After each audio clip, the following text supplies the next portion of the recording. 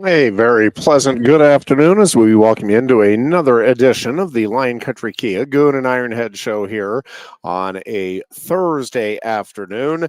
And we are goonless, but the dear Chris Buganati will be joining very shortly.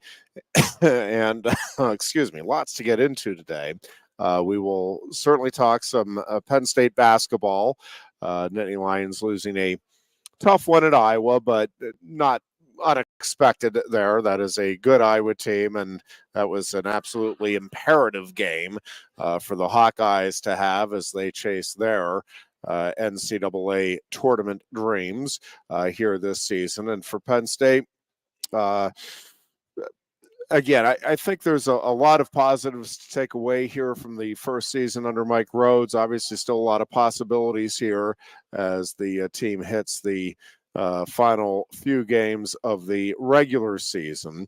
Lady Lions got a much-needed win over Purdue. We'll talk some Lady Lion basketball today as well. Certainly talk a lot of Penn State football, college football, Penn State getting ready for spring practices here in less than 3 weeks, and the scouting combine is continuing, and then a lot of talk now about this proposed 14-team college football playoff system, and some of the things that I think are at least being talked about that to me don't make a whole lot of sense, even though I understand why, I think at least, why they're being put in there. But we'll delve into that a little bit more as the program unfolds. We'll also obviously talk a little Penn State wrestling because, you know, I'm here, and we'll touch on some other Penn State sports, the Big Ten indoor track and field championships wrapped up last weekend, and 7 different events that Penn State has qualified for now in the NCAA championships. Big Ten men's swimming and diving championships going on this week. On the local front, if you're listening to us on Sports Radio 98.7 The Fox, couple of events that we have coming up tonight. It'll be the St. Joseph's girls basketball team taking on Bishop Carroll in the 3rd place game in the District 6 Single A tournament. The winner of that game does advance to the PIAA state tournament, and so that is a big game tonight for St. Joseph's and the Wolfpack, again taking on Bishop Carroll. That game will tip off at 6 o'clock at Bald Eagle Area High School in Wingate. And we will have live coverage with Todd and Norm Brown tonight, starting at 5:45 here on Sports Radio 98.7 The Fox. And then live coverage throughout the weekend, tomorrow and Saturday, of the Southwest AA Wrestling Regional Tournament. 23 Center County kids will be vying for the opportunity to advance to the PIAA state tournament, which will be the following, actually get underway a week from today, Thursday through Saturday next weekend in Hershey. And again, lots going on, lots that we can delve into on that front. But live coverage starting at 4 o'clock tomorrow afternoon, Friday afternoon from Hershey. And again, Todd and Norm Brown will have the coverage of that for you here on Sports Radio 98.7 The Fox, and we'll have that tournament starting at 4 o'clock Friday, and then throughout the rest of the evening Friday, and then on Saturday right up through the finals. And I tell you, that there should be some outstanding wrestling at that tournament. Some of those weight classes are probably as strong, if not stronger, at the regional tournament than what they'll see even at the PIAA state championships. It's kind of makes sense, actually. Yeah, it's kind of the same thought. Yeah, Chris Buganati is here. The Big Tens, you know, Penn State Wrestling has had some years where it hasn't won the Big Tens, and then it's gone on and won the NCAAs. And at the NCAAs, you just have those first couple of rounds. If you're an elite, you know, top end wrestler, you get the chance to rack up some bonus point victories that sometimes, you know, you might have a round where you can do that in the Big Ten tournament. Whereas again at nationals, more likely that you can do it at least those first couple of rounds. So should be, again, a lot of fun. So high school basketball again tonight, high school wrestling tomorrow and Saturday here on Sports Radio 98.7 The Fox. And yeah, the Deer Booch joins us. I don't know, you want to start with the college football playoffs, or where do you want to start at? I know you're a long-suffering Penn State hoops fan.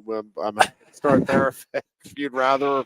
Maybe I would have been more willing to start there before last the night. Iowa, yeah. Yeah.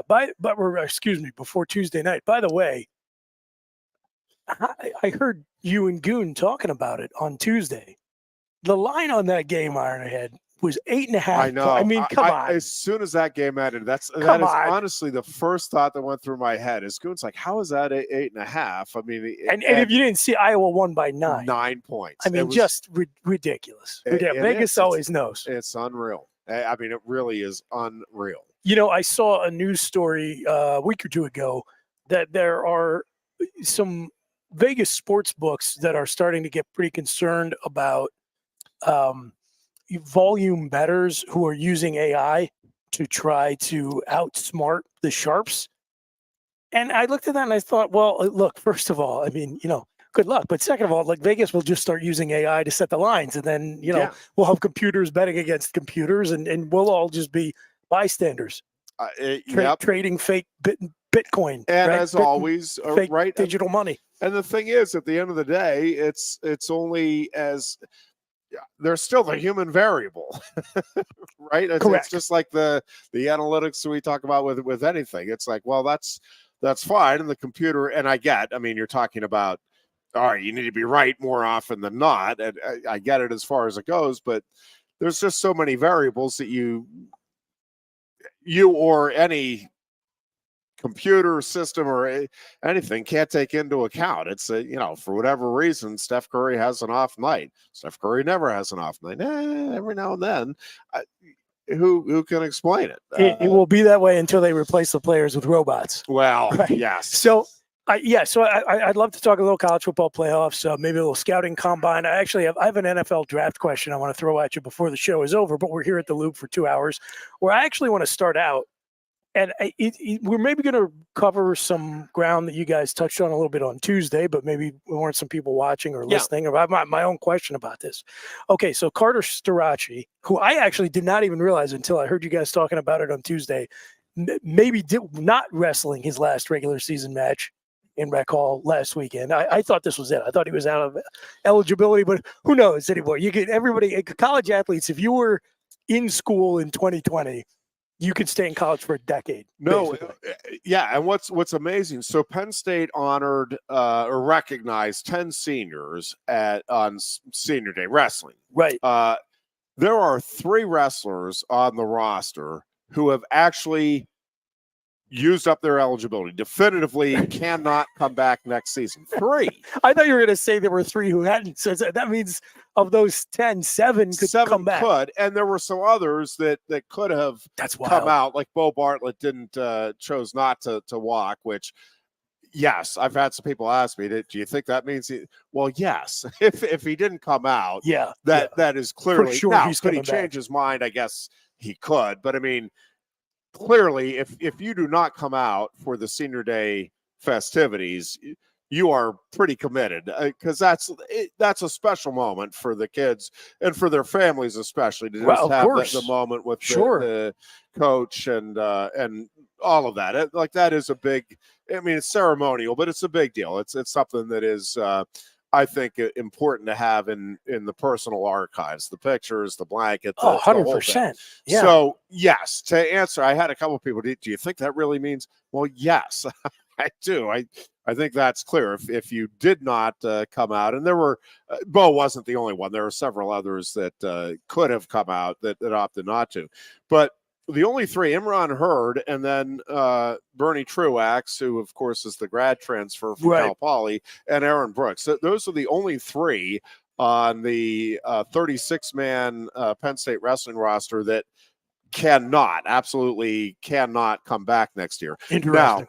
Now, it is going to be interesting to see there are a couple of kids that walked that I think could come back. Greg Kirkfleet and Carter Starace most notably. And obviously, if they come back, that substantially. Kirkfleet in particular, I mean, Starace obviously helps tremendously too. It's just that heavyweight is the one spot that if you're looking at it right now, if Kirkfleet does not come back, like that's the one spot that you're not sure you have, a guy that can contend for All-America or national title honors. Obviously, if he comes back, I think it gives, if Mirasola does, and that seems to be the thought, is he'll be the heavyweight, at least potentially the heavyweight of the future. That gives him a year to kind of truly mature and develop toward that end. And I think that would be the ideal situation for Penn State. Obviously, Starace deciding to come back or not is a big deal. And Penn State doesn't have anybody that's going to step in at 74 and go be an automatic national titleist for you. But they are loaded. I mean, whether Alex Facundo, and that's who I would expect if Starace doesn't come back. I mean, Facundo is going to be just fine there and could win a national title even next year. So, I mean, they are loaded again, 125 through 197 next year. And so to me, Kirkfleet coming back would be a big deal. But yeah, it's amazing. All of the other guys, like Donovan Ball, I think I don't think he'll come back. Terrell Barraclough is interesting because I think he is a guy that I could see transferring somewhere as a grad. I mean, he's fulfilled his obligation in my mind to Penn State. He'll get his degree, been here for 5 years. But I mean, that's a guy that's obviously All-America caliber wrestler.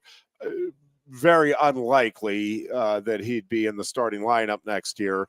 That would make sense. I mean, you can certainly understand him transferring and just wanting to get an opportunity to wrestle a season competitively for somebody out in dual meet competition and then the postseason and get that experience. Most of the other guys that walked, I think that came out for the senior day probably are just going to, I don't think are going to transfer elsewhere. Again, Barraclough, there's a couple of others that could. And again, I don't think it would be understandable and fine.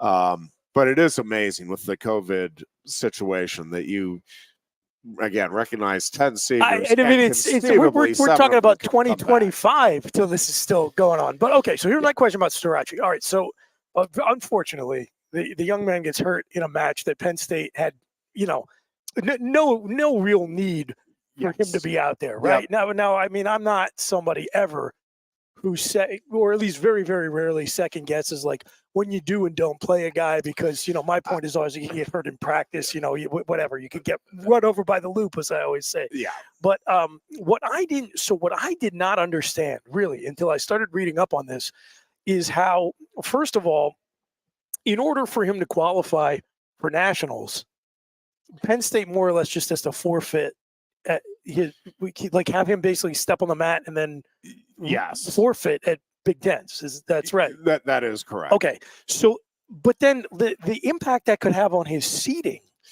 is I've seen what I read just earlier in the week was that if that all works out where he can be healthy enough to go and compete in March, is that could drop him anywhere from the 4 to the 6 seed. And that's just because why exactly? I mean, to me, it's just the idea that, between the rules of the sport and how it's laid out and the thinking that kind of like Florida State without a healthy Jordan Travis, like a hobbled Carter Starace doesn't deserve the 1 seed despite everything he's done in the season up to this point. So really what it comes down to is the college wrestling, and I think this was actually a good rule change.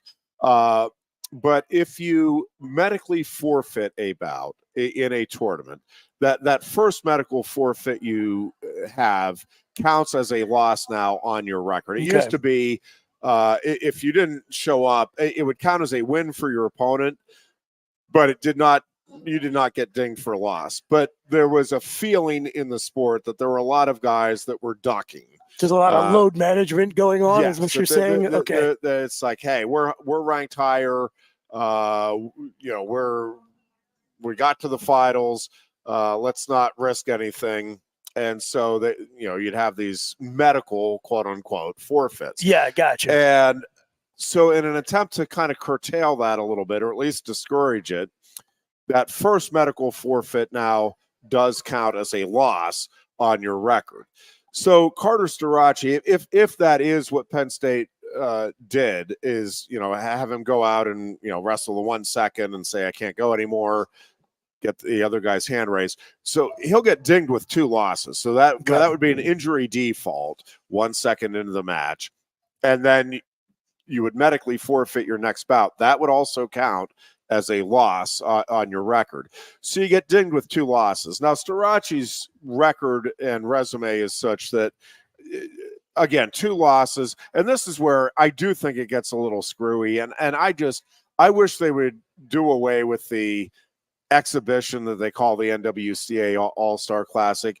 Everybody saw that match. Everybody saw Carter Starachi dominate Mekhi Lewis. Yeah. But they are not to take that into account when you're doing the seedings in the records. That match officially didn't exist. Which is, to me, again, as somebody who is not nearly as deep into the sport as you are, not even close, and I'm sure not nearly as deep as a lot of the listeners, it's wild that an actual match that took place counts less than the guy's hurt, clearly, and he just can't go. So we're going to look at the fact that the guy's hurt, and we're going to pretend like those were real matches that he lost. Right. Meanwhile, there was an actual match between the 2 guys, and we're also going to pretend like that didn't happen. It just seems really, to use your word, it seems very screwy to me. Yeah, and listen, I think they need to just go make the All-Star Classic just a record that counts. And if a guy is so afraid of having a mark on his record against another top level guy, so be it. Then take the next guys down. I think most of these guys, I mean, there are exceptions. Most of these guys are competitors. They want to go out and compete. And you're not going to convince me that any of the guys that were in that all-star meet, if that had counted on their records, then I would have really tried any more than what they did. Right? You're a competitor. You have somebody across the mat from you. If you're a competitor, it doesn't matter what the event is. You're going out there and you're doing your best. There's a 0% chance Lewis threw that match. Correct. Right. Or any of those he guys. He wanted to be able to show the world that he belonged on the mat with Starachi. There's no question. Yeah. And so just to me, just have it count on the record. Everybody sees it. I don't think I don't know. I just don't think anybody is going to think any less of a wrestler or his record or any more of somebody in their record based on what happens in that all-star meet. And again, there may be a handful of people that, I'm not going to compete if it counts. Well, okay. I mean, to me, then you show that you're not a true competitor. A competitor wants to, like Carter Starachi wants to go out and wrestle the best guys he can every chance he gets. Aaron Brooks, you go right down the line. And I think, and that's not a Penn State thing. I think if you're a wrestler, if you're a competitor, you're an athlete, I have a chance to go wrestle or compete against somebody that's a high level. Give me the opportunity. I want to measure myself. I want to see where I'm at. And I want to prove myself, all of that stuff. So, to me, they just needed to do away with that. I personally do like the way this is set up now with the medical forfeits. And listen, I see the point about why you would have made the change. Sure. And at the end of the day, if you can see Carter Starachi 33, and honestly, God, it doesn't matter. So from a strategic perspective, it really doesn't matter. How does that impact him? So, assuming that the knee is significantly injured, but not, which is what I am surmising right now, is that it's a significant injury. He's not going to be back fresh as a daisy, and the knee's going to be feeling 100%. But it's not something where there's structural damage where the knee just is making the leg useless. Yeah. So my guess is with either a brace or a tape job that they'll at least be able to stabilize it. And but that he won't be able to use it the way he normally would when he's healthy. Sure. There are plenty of examples of guys who have gone out and had success at the highest levels, most notably, most recently for Penn State, Jason Nolf, but also, you go back, Scott Lynch, the same thing, guys that have wrestled with, in their cases. And I don't think, and I don't know enough about him, but I don't think it was a torn ACL. I don't know exactly what the injury was to Starachi, but torn ACL or whatever it is, significant injury. If you can tape it up, there are adjustments obviously that you need to make. You can't wrestle the same way you normally do. But those guys that are elite, Spencer Lee, Jason Nolf, again, going way back, Scott Lynch, Carter Starachi, like, you make the adjustments. You wrestle a little differently. You have to adjust, but you can do it. I mean, it is a heck of an adjustment. And I think Starachi is good enough that he can still go out and win the title. The Mekhi Lewis would be the one guy I wonder about. Like 100% Mekhi Lewis versus, a one-legged Carter Starachi. It's like, well, that one, I mean, I'm not overly confident. I think it's like a 50-50 proposition there. I mean, I'm certainly not going to be shocked if Starachi wins it, but I'm also not going to be terribly surprised if Mekhi Lewis is able to prevail in that scenario. Everybody else, and there's some other guys that are certainly capable of beating Starachi with, if that leg is hampered. The one thing you wish for Starachi's sake, and again, I'm presuming he's going to be able to go and give it a go. And I mean, if there is any chance of him stepping on the mat, he'll do it. I mean, it's going to take a doctor telling him that you just absolutely cannot. I won't allow you to do it. And even then, I'm still not sure Starachi won't find a workaround because he just, he loves to compete. But I think that the one thing you wish is he just, that if you're going to have that injury, it was a little bit earlier so that you just had that time for the coaches to work with. Now, you still have, basically 3 weeks plus that he'll be able to work on with the coaches. And, he's a savvy enough guy. This coaching staff is obviously top of the line. I mean, I think they will figure out and work the game plan. And all right, this is what you have to do. You just wish, Jason Nolf, when he had his injury, it was like mid-January. And I just think having that time to, all right, now I know what my leg feels like with this. No question. I can work, Sure. I can figure out what the adjustments are.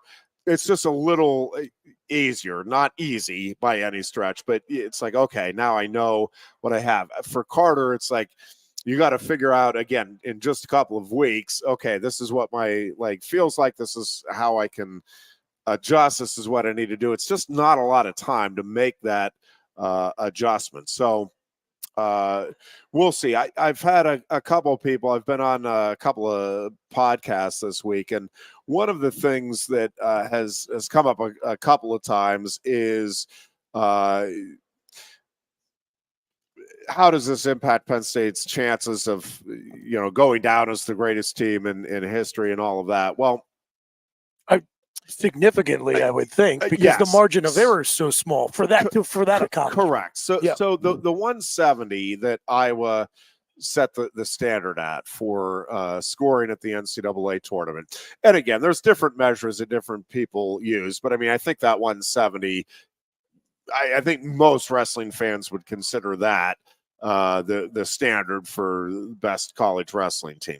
Now, the other thing that has come into play is the 2001 Minnesota team that had 10 All-Americans, nobody in the finals. Not only no national champions that year, they won the national title with nobody in the finals, but that is the only team in the history of NCAA wrestling to have 10 All-Americans, which is actually pretty remarkable in and of itself when you consider all of the great Oklahoma State and Iowa teams and others over the years, but the only team to get all 10 All-Americans. So the 04 Pistons of college wrestling for the two people maybe in the audience. Give or take plus or minus two in the audience who got that reference. Yes, I got it.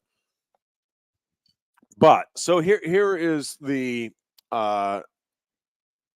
situation for Penn State in that regard is I think it makes it very unlikely if Starachi can't go, or if he, clearly just isn't his competitive self, if he ends up not placing or finishing. I honestly, I can't even, if you cut that leg off, I can't imagine Starachi not placing. He just has such a will about him. Yeah. But just playing out the hypothetical, if he didn't place or Penn State didn't get All-America honors at 174,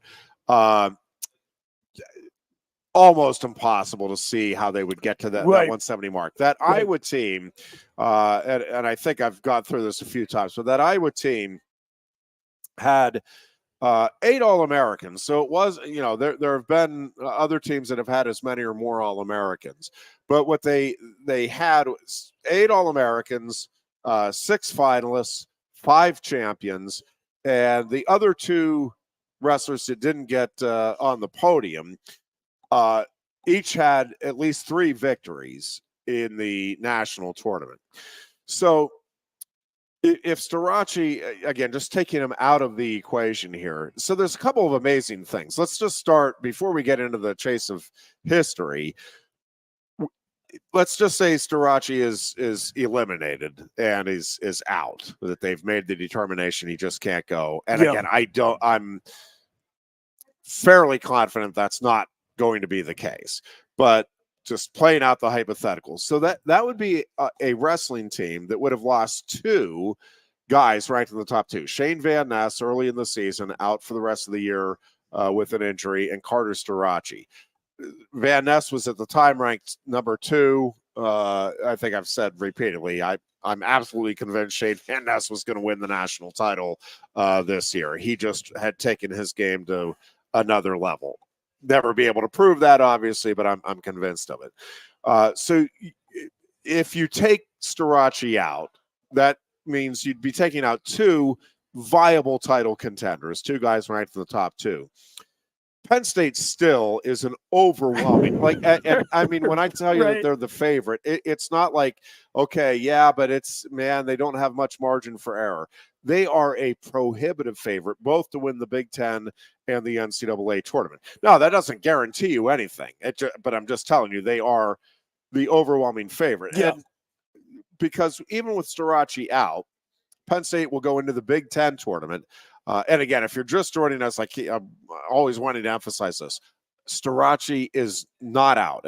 We have not heard anything. No, so you're making the point that in the worst case hypothetical, correct, Penn State is still in very comfortable position to win the team title. It's really more, I mean, again, you never want to get too big for your britches, right? At the end of the day, what matters is hardware.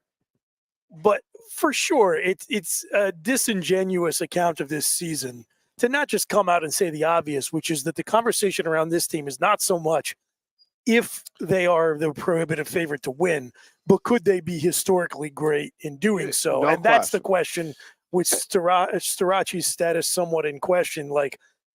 If he comes back injured even, how much does that imperil that pursuit of history versus just the title outright? So yes. So again, Penn State's still the overwhelming favorite. You still have 4 top-ranked wrestlers, and 9 wrestlers that would still be ranked in the top 11, which means anybody ranked in the top 12, probably anybody in the top 16, is considered a legit All-American candidate. Top 8 at each weight class are All-Americans. So obviously, it is not much of a leap to go from 11 to 8, 9 to 8 in a postseason tournament.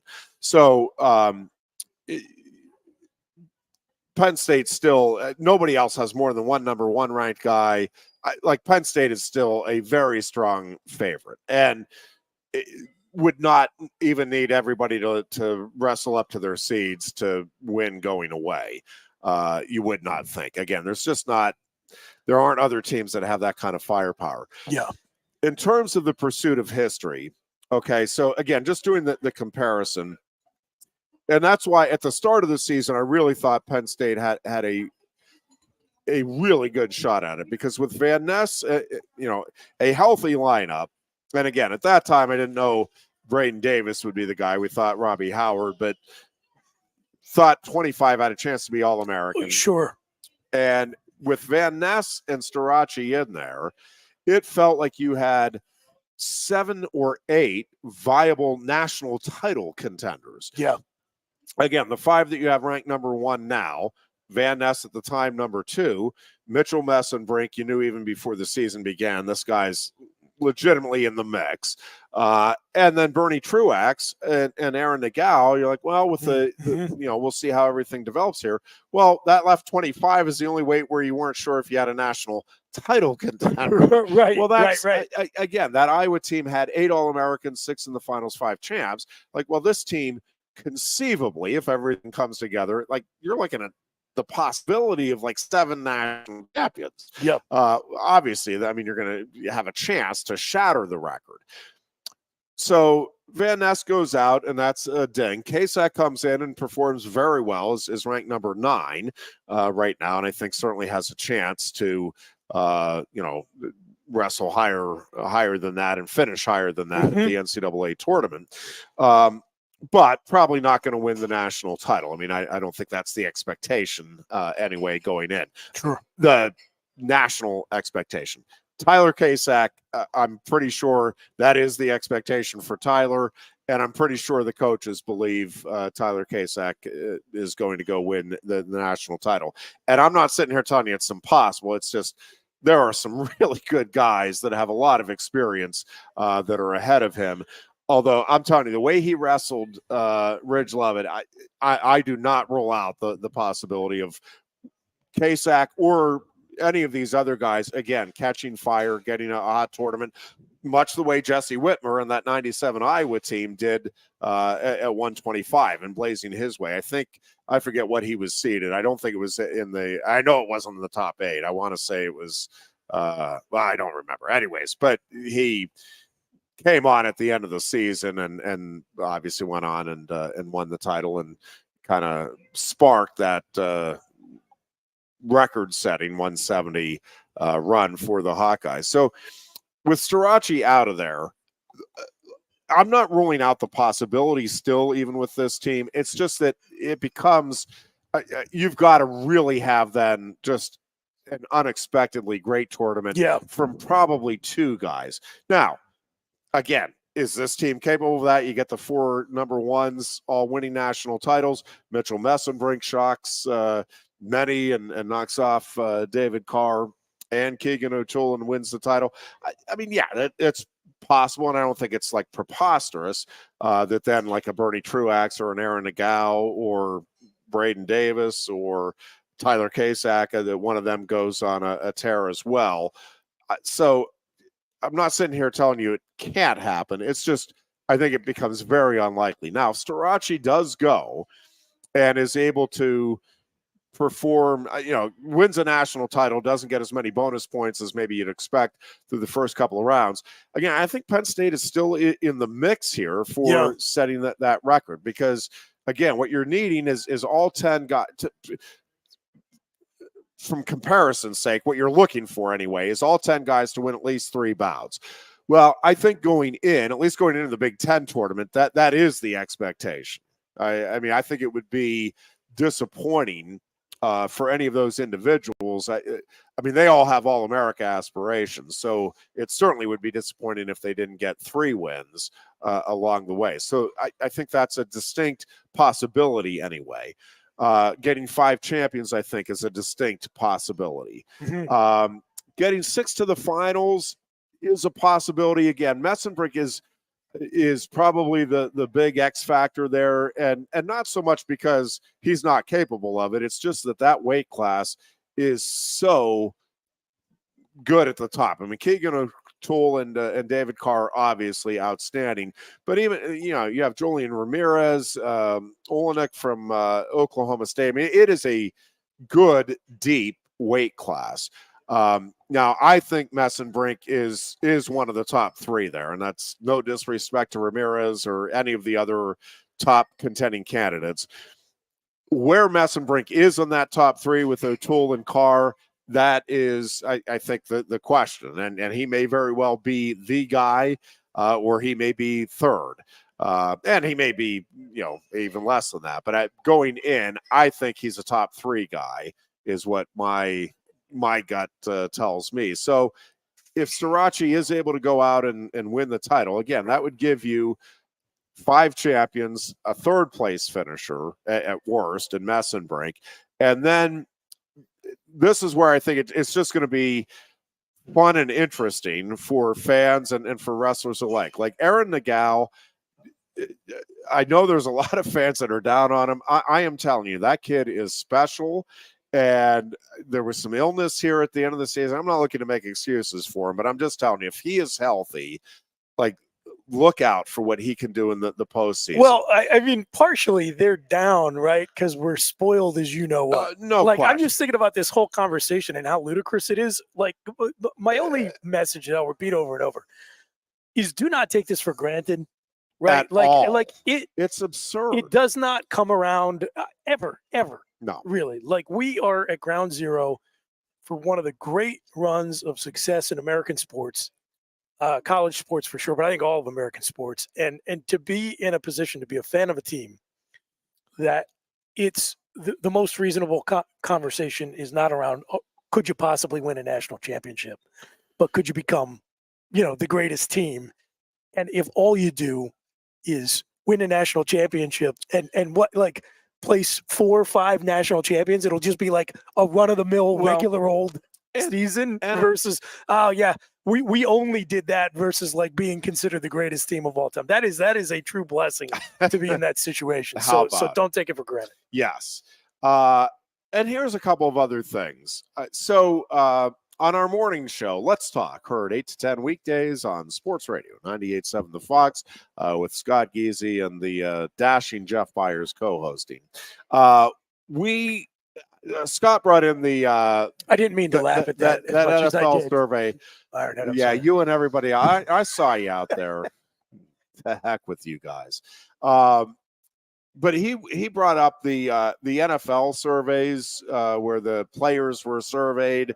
I think anonymously, and on everybody not everybody, but most teams, the players love their coach, don't like their owners as much. And the Steelers rank near the bottom on ownership and on the way the organization treats families.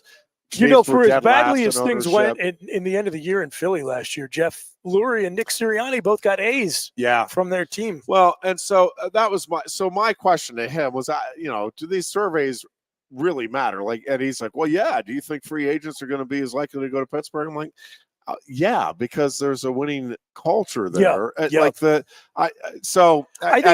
they matter. So I think they matter, just since you brought it up. Yeah. I think they matter more for franchises that don't have the pedigree of the Steelers. Like, if you are, probably the most infamous one getting passed around right now is the Chargers. They have like a daycare in the stadium for players' kids but you have to pay $75 per kid. If you're the Chargers, okay, and one of the things I always see brought up in free agency discussions is, what's the tax situation look like in the state you're moving to? Not great in California. No, it is not. Right, and the team that got the highest grades across the board was the Miami Dolphins, or they're one of the highest graded teams.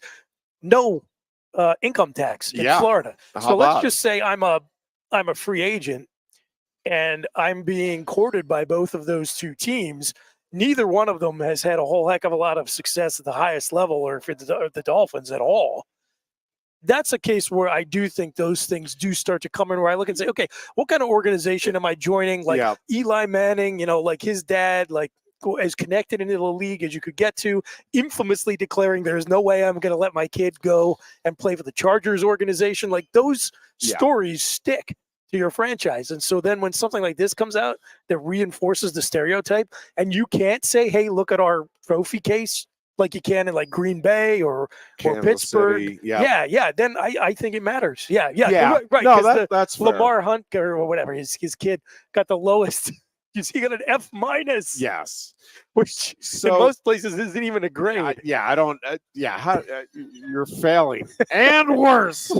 Well, you're failing. It's like you got a 10% or something. They're like, listen, there's no way we should make this equal to 50. You get a 50%, you get an F. You get a 10%, you get an F minus, I guess. But here's the thing. So I think the overwhelming. I mean, I'm sure they've had some kids that have left a little disgruntled. I don't know that it's possible to not have somebody or a few somebodies over what is now a 15-year run that Cale and his coaching staff that Cody and Casey have had here. I'm sure there are a couple of wrestlers that left that are like, that didn't go the way I wanted. But I'm just telling you, the overwhelming majority that have come through here, the wrestlers will tell you that love their coaching staff, appreciate the facilities, love the support staff, love the fan base and the support they had from the fans.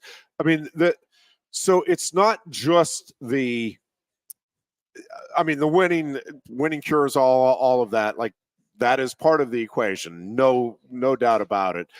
But I am telling you that, if you did a similar survey with the wrestlers, I mean, Penn State would come out on top in just about everything. Well, look at the number of nationally elite guys who, once they finish their collegiate careers, want to come wrestle with the Nittany Lion Wrestling. Well, and the experience that what has really struck me this year is in talking with Aaron Nagao, Bernie Truax, and Mitchell Messenbrink, and they're the three starters that transferred into the program this past offseason. Kirk McHenry also transferred in, but he's had some injury issues and hasn't competed. But the three that have come in and competed this year, each one of them, like, when I tell you they are enthusiastic, like, it is over the top appreciative of the opportunity that they've had here and the experience, and like how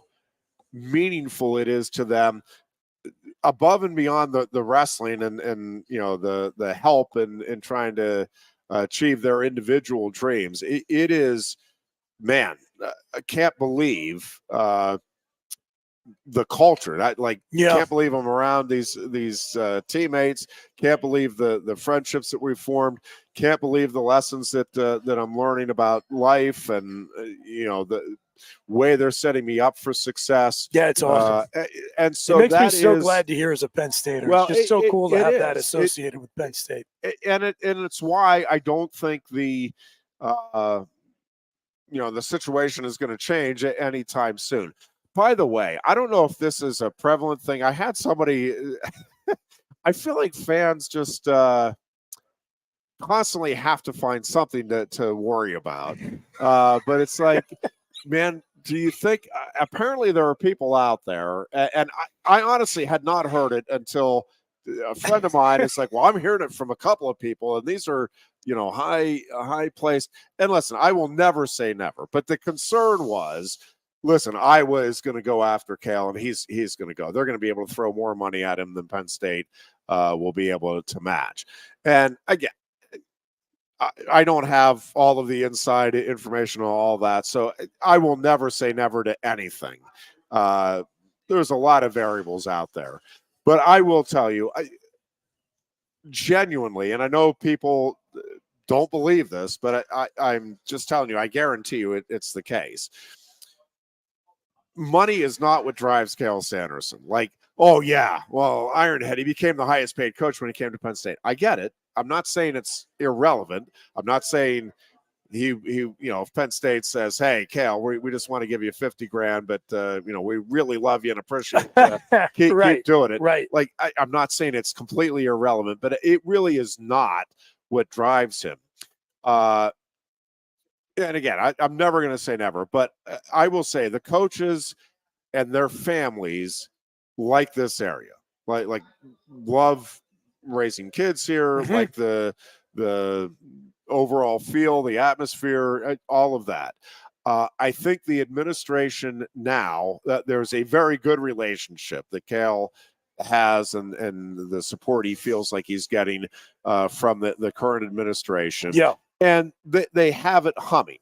Now, again, I was one of those, and I've told this story many times. When Cale was hired at Penn State, I was asked the week before he was hired on a radio show, who do you think is going to be the next head coach? And I infamously said, well, I think it could be anybody except, obviously Tom Brands isn't leaving Iowa to come to Penn State. Cale Sanderson's not leaving Iowa State to come to Penn State. And John Smith isn't leaving Oklahoma State to come to Penn State. So outside of those three coaches, well,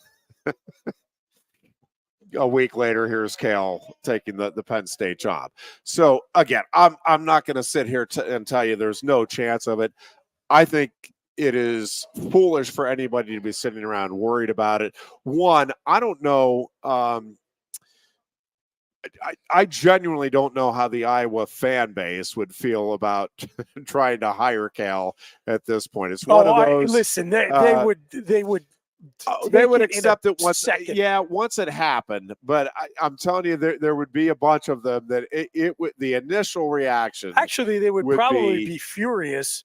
Because they would say, this guy doesn't coach anyone. All he does is just get the best talent. So if we can't get the best talent, he's functionally worthless. Yeah.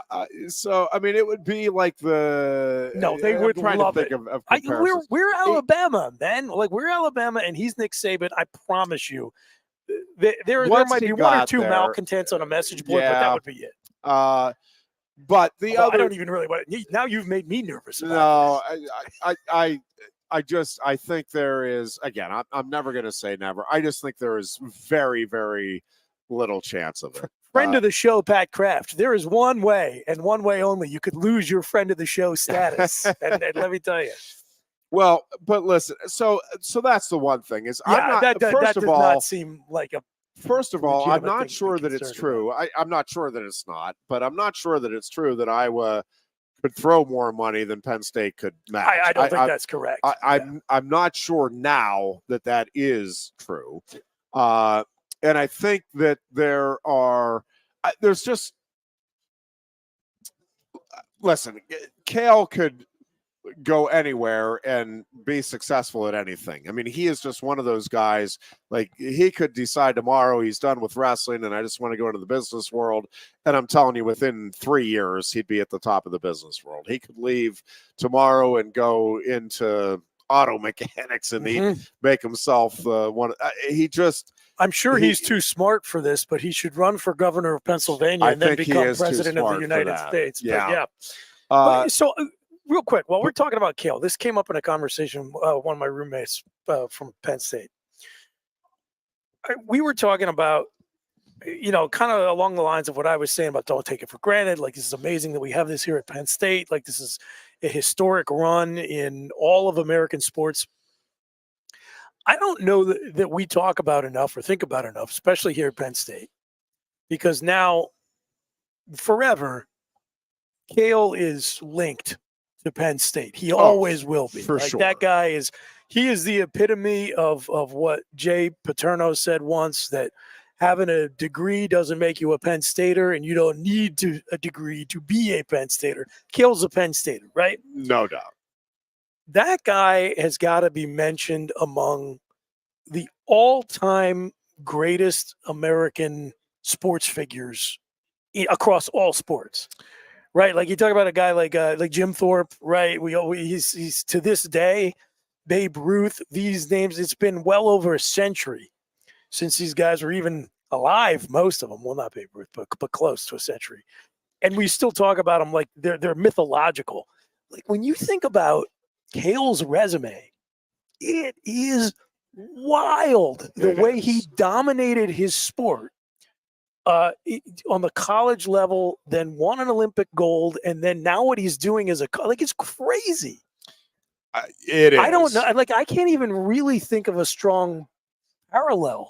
Yeah, I mean, Dan Gable would, in the sport, would be the closest thing. Yeah, for sure. And obviously had the famous loss in his last collegiate bout, which Cale obviously didn't have. But I mean, both, gold medalists, multiple national champions, and Gable to this point still the most accomplished college wrestling coach.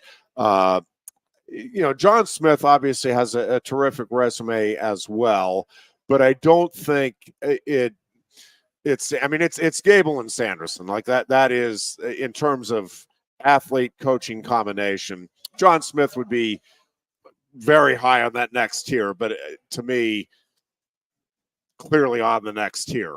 And again, there's some other terrific athletes and coaches, but in terms of that combination in the sport, I think that's it's those two. What Cale has done to me, though, is more revolutionary than what Gable did. The impact that Cale has had on the sport. Gable was, and this is going to sound ridiculous, it's like, well, yeah, okay, Ironhead, he was just focused on winning. I get it. Championships that's how we define greatness. Sure. And that is a big part of the equation. But what Cale did, it has done and is doing, is make it about the sport and being as entertaining as possible. Now, I'm not sitting here telling you that every Penn State wrestler that's come through the program has been wildly entertaining and that's all they do. But man, and nor am I telling you that Dan Gable and Iowa over the years haven't had wildly entertaining wrestlers as well. Lincoln McElravy was as fun a watch as we've had in the sport. Brett Metcalf, you go back, they've had really good, really entertaining wrestlers, but they also had a lot of guys that were just, man, we'll grind out the 3-1 victory and we'll take it. And there is nothing wrong with that. Again, I'm not diminishing that, but Cale's emphasis and focus has always been on let's score as many points as we can. Let's not try to eke out a victory. Let's go out to dominate.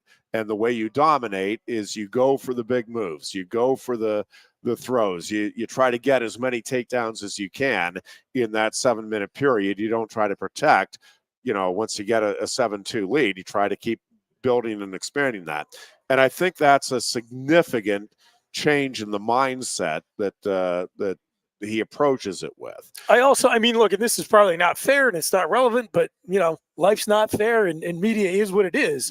I do think another potential real bonus for Cale and his legacy is that, now MMA has become such a mainstream sport these days. And as Bo Nickel's profile continues to grow and grow in that sport, if he follows a trajectory that he's on, his connection back to this program and to, creating one of the great, entertaining, iconic moments in college wrestling and college sports, I think all of that ties in that it just kind of helps grow the legend. And that's part of it. There is that P.T. Barnum aspect that you got to have the myth making around becoming mythological. And that's something that's an advantage that Cale has that didn't even exist during Gable's era, that there was no stage for those guys who started in the sport to then go on to higher national profile. Yes. No, that's a fair point. The other thing is, there are certain guys that across the sports fields that it's like, regardless of records, regardless of accomplishments, and they have them because they're great, but it's like to see Gale Sayers run, or to see Barry Sanders run, or to see Archie Manning throw the football, it's just, man, they were just great because they were great. You knew you were watching greatness. Pete Maravich, who Caitlin Clark is going to pass here, I strongly suspect this weekend. You've just not seen things like that. The number of guys that, if they had come through in any other era, you would say that is a once-in-a-generation talent that Penn State just got to see. The thing is, Penn State's had about 8 of those. Oh, it's crazy. It is in the Cal wild. Sanderson era. Ed Ruth, David Taylor, like, forget how many titles. And again, they have the titles and all of that to back it up. Yeah. But I'm just telling you, you remember watching Ed Ruth. Like, that dude just made it look easy, would cradle you from anywhere. David Taylor scoring points from anywhere. Zane Rutherford riding guys like nobody's business. Jason Nolf, Bo Nickel, now Carter Starachi, Aaron Brooks, and the next wave may be coming here with Mitchell Messenbrink, and we'll see if how some of these other guys progress, to the point that, and I brought up this point, I don't know if it was on this show, within the last month, I was in a discussion somewhere, and just to give you an idea of how ridiculously good this run has been for Penn State under Cal Sanderson, this 15-year span, is guys like Quentin Wright and Frank Molinaro and Bo Bartlett, who I think is going to win the national title this year. And like, these are the afterthoughts. It's like, oh yeah, they also had, like, Frank Molinaro was a 4-time All-American and national champion. Quentin Wright probably isn't quite in that category because I think because he was a local kid, and really is he is what kickstarted, from an individual standpoint, what kickstarted the dynasty. His individual title in 2011 is what keyed Penn State's holding off Cornell and getting the first title since '53 in here. So Quentin's probably not lumped in with that. But you were talking about 4-time All-Americans, multiple-time national champions being the and others in this group. Well, that's patently absurd. Yeah, it's wild. But again, when you have your standard bearers are David Taylor and Jason Nolf and Bo Nickel and Carter Starachi and Aaron Brooks and Zane Rutherford, it's like, well, yeah, that's just kind of where Greg Kirkfleet's going to be another one. Kirkfleet's going to be, I think, at least he may end up a 5-time. Again, we'll see what he decides, but at least a 4-time All-American, and I think he'll be a national champion. And again, people are going to remember him as great, but not as special in the way that they remember these other guys. And that's just wild. Again, before the Cal Sanderson era, all of these guys would have been on the Mount Rushmore of Penn State wrestling. And so again, just to emphasize the point, what you're saying is there is a list of guys, and it's in no way to demean them, but it's just the way they're thought of by fans within the sport or whatever, that they would probably be on the second tier list of a ranked list of Cale's wrestlers. And prior to his arrival, any one of those guys, the original Gilligan's Island theme song where they left out the professor and Marianne and they were just and the rest. And I look, I enjoyed the professor and I was actually a Marianne guy myself. So I'm telling you, I'm with you. I'm a big Marianne fan.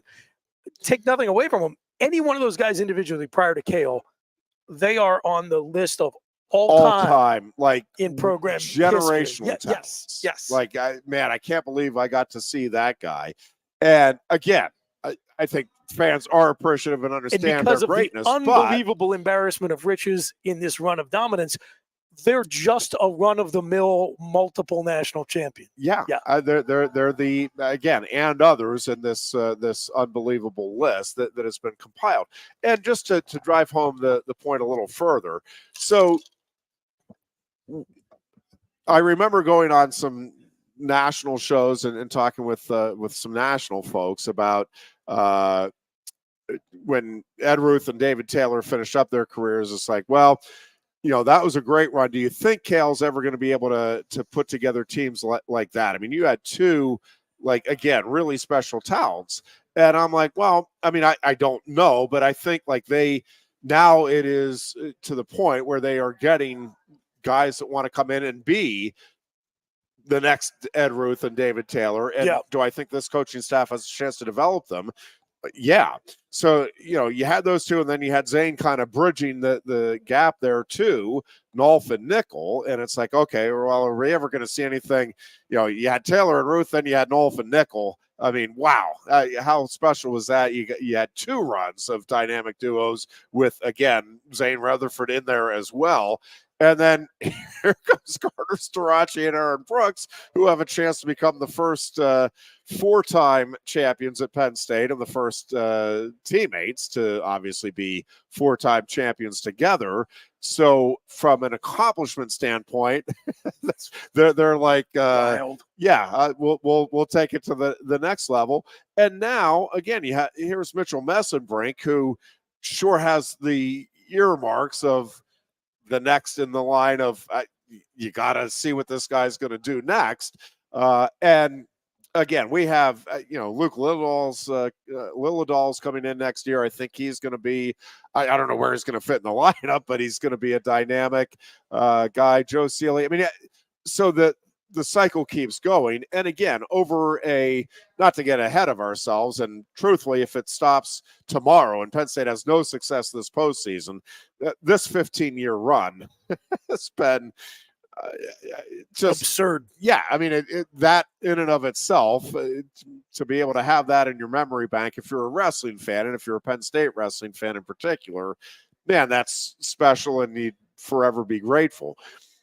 But again, it shows no signs like they are lining up the next group of 4, 5, 6 special wrestlers, 10, 12 special wrestlers that'll be in the lineup over the next 4 or 5 years here. And so, again, when it's all said and done, yes, I think Cale Sanderson is going to go down as, there's always going to be arguments, I guess, but to me, it'll be pretty clear cut.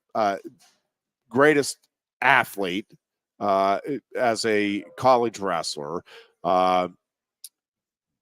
as good as there's been in the freestyle ranks, winning Olympic gold.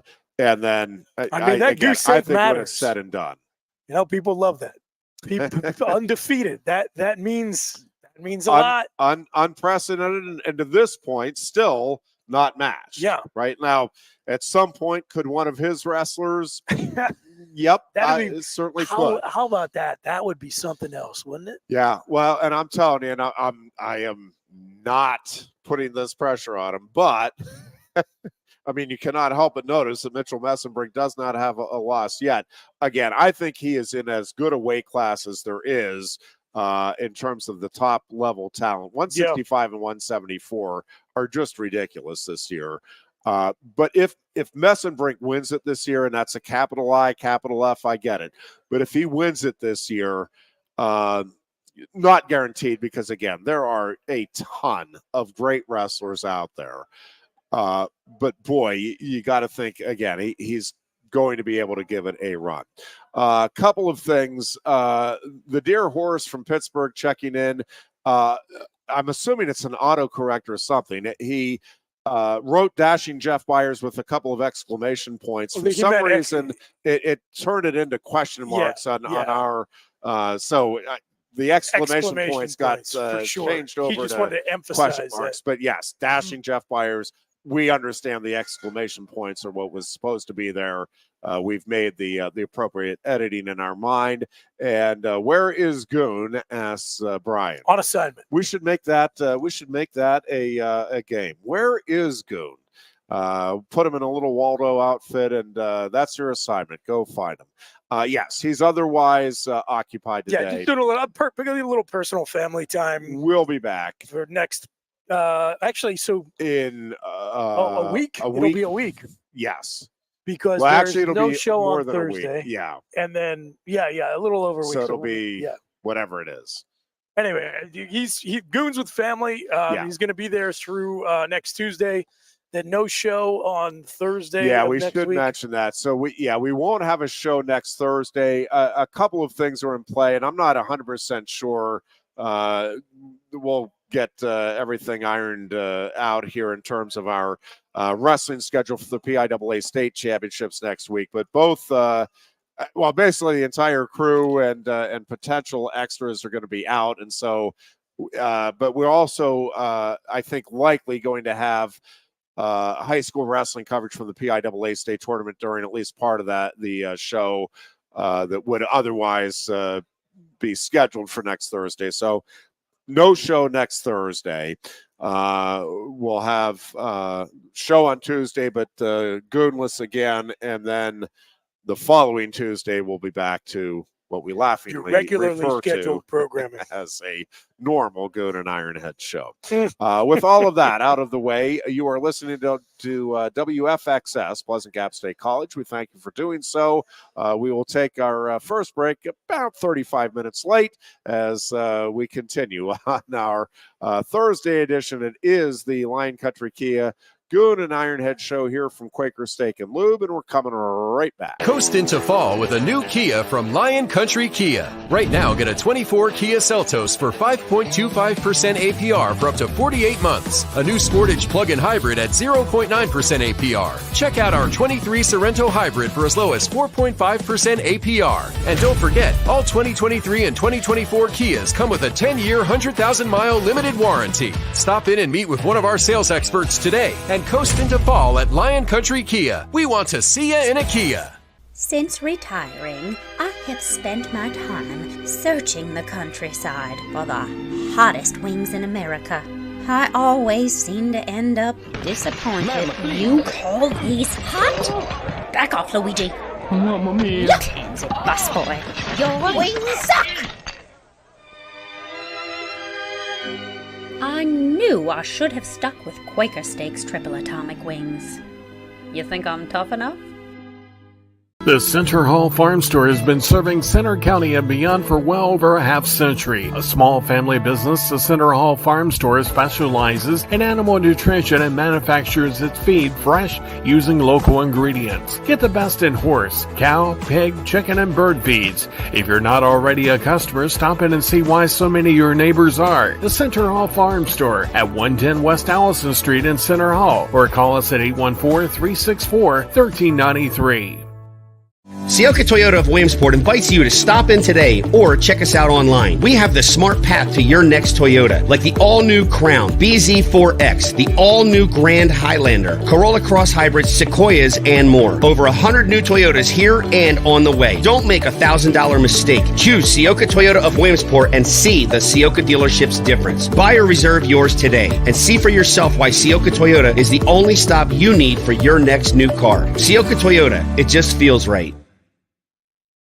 Ready to be part of something bigger? Come pave the road to success at Glen Baker and discover a career where your hard work and determination can build a bigger, better future. Our team believes we can build a stronger future together. Join us at Glen Baker, where we value teamwork on the field and on the job. Go to GOHcareers.com to apply. GOHcareers.com. And best of luck to all the Center County sports teams all season long from everyone at Glen Baker. With a Timber Kids savings account, you can start to save money, earn prizes, and teach your kids the value of savings. It's easy as 1, 2, 3. Building futures is what we do at TFCU. You really need to belong to a credit union.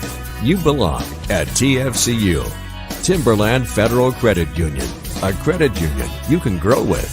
The Goon and Ironhead. We welcome you back in here on a Thursday afternoon.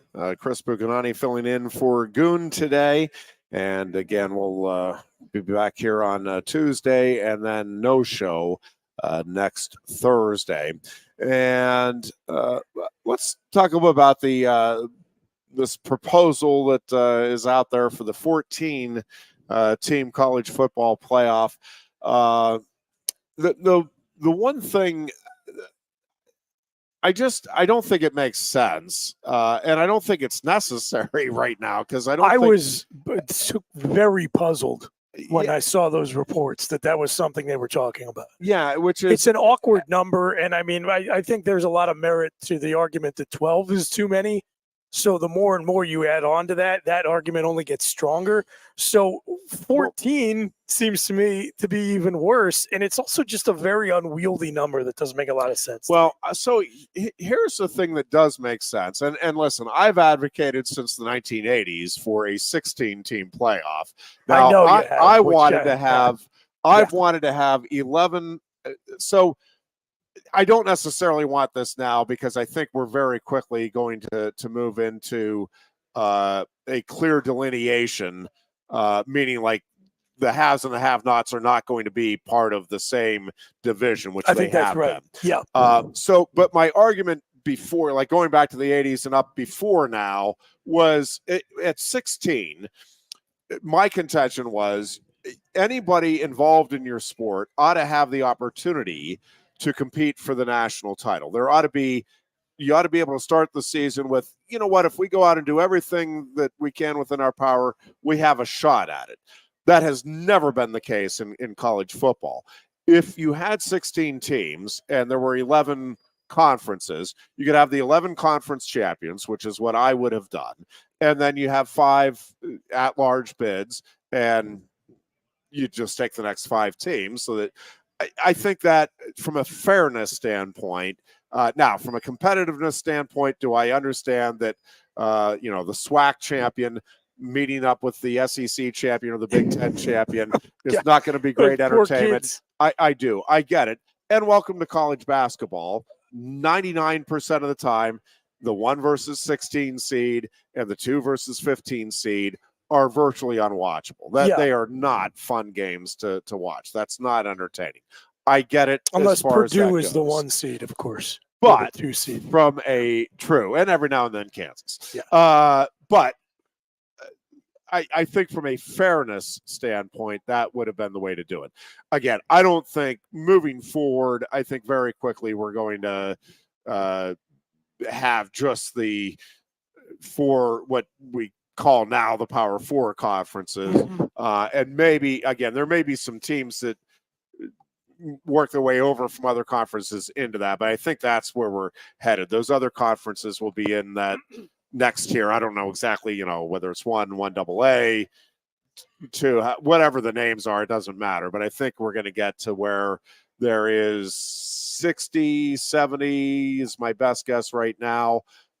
Tier 1. Yeah, I think even teams. fewer than that. It could be. I had been going with 50 for a while, but I've kind of talked myself into thinking that there's going to be a few more schools that think they want to go ahead and make the commitment, but that may not be the case. There may be, presidents and ADs get together and it's like, all right, do we really want to get involved? Because it's not college athletics. It may also be Fox and ESPN get together and say, hey guys, thanks, but no thanks. Right.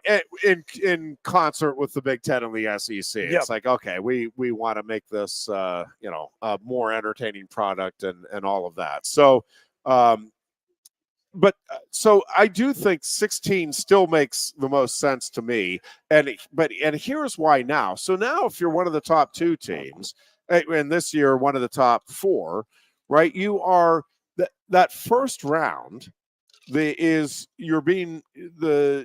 higher seeded team has a home game.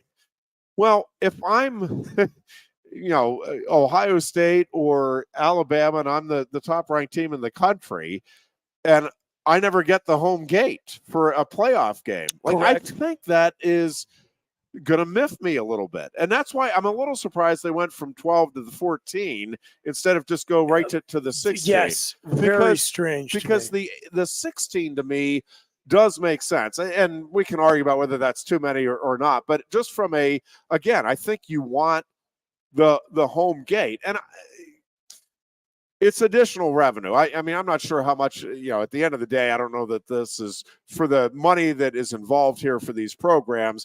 I don't know that these are difference makers in terms of, they're not in terms of make or break for the athletic department. But again, it's home gate, opportunity to get all of the concessions. And from a playoff game, it's going to be a sellout. I promise you. Right. Yeah. And so that's extra revenue in. And that's why I am still scratching my head over why the top 2 seeds are like, yeah, we don't want the home game revenue, the gate from that. That just doesn't make sense to me. Well, again, I think part of it is just like they had to work some buys into the system to make the math work. I do think, if you look at the NFL over the last several years, especially since they've gone down from 2 buys per conference to 1, where that buy becomes so valuable, getting the first round buy has been disproportionately determinative in who gets to the Super Bowl. So that 1 fewer game has mattered a lot. So I do still think you are competing for something that is valuable. Now, again, another reason why I don't like going from 12 to 14 so quickly is that you're not giving yourself any kind of a meaningful sample size just to see how this major change to your sport you just made is working. Yeah. And you're already preemptively tinkering with it before you've even had one season. Like, I'm really curious to see how valuable really is the first round bye, because I think I might have talked about it on this show already, but if I haven't, the major loophole in the system is if you are the highest ranked non-bye team. So, you know, in all likelihood, it's more often going to be the loser of the SEC championship game than the loser of the Big Ten championship game. But it will be one of those two teams. Yeah. Will end up getting the 5 seed. And then you start your season at home. Like you said, you get the financial benefit of the home gate. You are playing the group of 5 champion in the first round, and it's a bracket. They don't reseed. So then you're going to end up playing a team that was coming off bye, but is the lowest ranked conference champion. So you're probably going to play the Big 12 champion. So, you know, in terms of what is your easiest path to get to the semifinals, that's a pretty attractive deal to say, okay, I didn't win my conference championship game. I don't get a bye, but I'm going to end up playing like Tulane and Utah in the first 2 rounds. And that Tulane game, I'm going to be making like an extra, you know, however many millions of dollars for my athletic department because I'm going to have a home game for my fans. That's going to be, you know, I think a really interesting story to watch over the first few seasons. How well does that 5 seed do in, you know, more often than not, probably ending up in a semifinal rematch of the conference championship game they just lost a few weeks prior. Yeah. And again, if you're already messing with the system before you start to get a look at how it works in a live fire environment, you may end up, like law of unintended consequences, taking flaws that were built into the initial model and making them worse before you have a chance to really sit down and look at it and say, man, you know, that's not working. Maybe we should correct for it this way. I don't like it at all. There's nothing I like about it. Yeah, I also the whole having 3 teams automatically qualify from the Big Ten and the SEC. There's a couple of things I don't like about that. One, I just think leave just the conference champions for the foreseeable future. If you are going to 14 teams, and truthfully, even if you left it at 12, it is. I cannot see the scenario again in the near future. I get things change over time. But in the foreseeable future, you're going to have at least 3 teams from the Big Ten and the SEC anyway. Like, you don't need to put this in as an automatic. It's going to be automatic. And if it changes to the point where they're not among, well, then why do you want to put out an inferior product? Like that does not make sense to me. Imagine how bad those teams would have to be to not get in, right? But the other part of it is when you go to 3, right? So you're going to have, presumably, at least for now, 2 teams meet for the conference championship. Well, if you have 3 other teams that are all 9-3 or all 10-2, and like, how are you going to me, you're creating unnecessary drama within the conference and hard feelings within however this ends up being determined, right? Like there's not and again, I understand no matter what you do, there's going to be an argument. If you cut it off at 12, there's going to be an argument. Well, the number 13 and 14 teams were better than 11 and 12. Yeah. If you go to 16, you're going to have that argument with 17 and 18. If you go to 64, if you go to 68, if you go to, what are they talking about now with college hoops, 96 or whatever it is, you're like, they're going to argue over, well, 97 and 98, that those teams were more deserving than that. So no matter where you draw the line, I get it. There's going to be an argument. But what I'm saying by forcing, there's 3 automatics and 3 automatics, the conference or the committee, whatever it is, however the determination is made, it's going to be a somewhat arbitrary. Now, there will be years where, okay, clearly the 3rd team is 10-2, has these quality wins. The other teams are all 9-3. I get that there will be times that it works out, but there are going to be times where, again, you're going to have to pick one out of 3 teams. And again, in a lot of those cases, my guess is, especially if you go to 14 or what is, to me, the next logical step and get to the 16 that I think you should just be starting at. But I think you're going to have 4 or 5 teams in anyway from the Big Ten and the SEC. Yes. So it might not be that big of a deal. But again, to me, just leave it at the conference champions and then take the next whatever, the next highest ranked teams on down, however you compute that. And again, I get that there's going to be debates and people unhappy no matter what you do. But to me, just leave it at the conference champions and then the next highest ranked group. I don't like the idea of these conferences get this number of, and the other thing is the Big 12 and the ACC getting 2 each. Again, there are years where it's like, well, no, that's dumb. Like, if you look at this year's bracket, okay, if you try to envision based on expectations, yep, what this year's bracket is going to look like, it's very difficult to envision 2 Big 12 teams getting in. Yes, you're going to have this version of the Big 12. Yeah, you're going to need 2 things to happen. Number one, things are going to have to go off the rails somewhere in both the Big Ten and the SEC. And even then, you will need a Big 12 team to massively overperform. Yeah. Because really, you're talking about you take 5 spots off right now with 12 teams. You take 5 off the table for the conference champions. And then you take 2 more for the loser of the SEC and the Big Ten title game. Those teams are getting in 100%. Yep. So really, there's only 5 open spots for any other teams, and you throw Notre Dame in there, and the ACC at the very least still has 2 programs that have won national titles in the last decade in Florida State and Clemson.